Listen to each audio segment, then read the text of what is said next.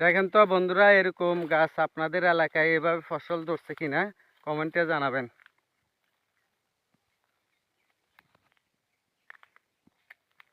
আলহামদুলিল্লাহ,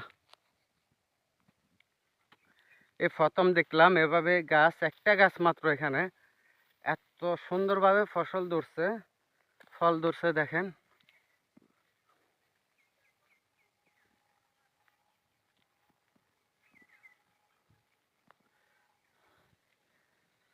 বন্ধুরা, এই ফলটা এভাবে ধরার উদ্দেশ্য হলো যায়, এই গাছটা এখানে জমিন, এই জমিন চতুর্পাশে জমিনের কারণে গাছটা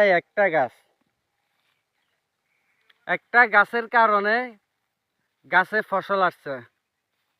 আসলে আমরা গাছগুলা মাঝে মধ্যে রোপণ করতে একদম ঘন ঘন গাছ রোপণ করি, সেজন্য ফসল আসছে না, গাছগুলো একদম চিকন আসে। এরকম দূরে দূরে যদি গাছ আপনি রাখতে পারেন তাহলে গাছের ফসল ভালো আসবে।